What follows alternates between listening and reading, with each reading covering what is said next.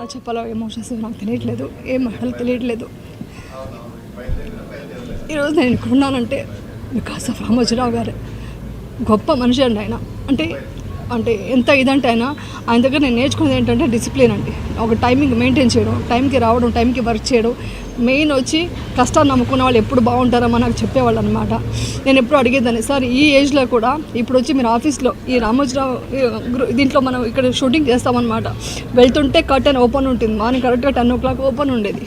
అప్పుడు అడిగేదాన్ని నేను, సార్ ఎలా సార్ అంత టైంకి వస్తారు, ఇంత వర్క్ చేస్తారు ఈ వయసులో అంటే, నాకు ఇష్టమైందే వర్క్ చేయడం అమ్మ, శ్రమించాలి అని చెప్పేవాళ్ళు.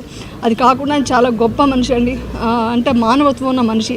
అంటే మన ఏ చిన్న స్థాయిలో ఉన్నా కూడా కష్టపడి పనిచేసేవాళ్ళు అంటే ఆయనకి చాలా ఇష్టం అనమాట. సో వాళ్ళని గౌరవించి వాళ్ళు ఏ స్థాయిని చూడకుండా వాళ్ళని వాళ్ళ ఫ్యామిలీ లాగా ఫీల్ అయ్యేవాళ్ళు అనమాట.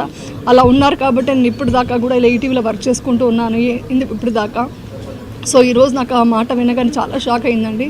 కానీ ఇంకో విషయం చెప్పాలి మీ అందరికీ ఏంటంటే, ఆయన ఒకటే చెప్పారు, ఏది ఉన్నా షూటింగ్ ఆగకూడదు, ఎక్కడ వర్క్ ఆగకూడదు, అందరూ శ్రమించాలి అని చెప్పేవాళ్ళు. ఈరోజు కూడా బయట వాళ్ళంతా షూటింగ్ క్యాన్సిల్ చేశారు, కానీ మాకు ఇన్ హౌస్లో షూటింగ్ ఉందండి.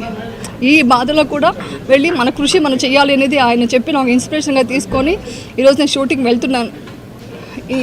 ఆయన ఒక పవిత్రమైన ఆత్మకి శాంతి జరగాలనేసి ఆ దేవుడిని మనస్ఫూర్తిగా కోరుకుంటున్నాను. Thank you.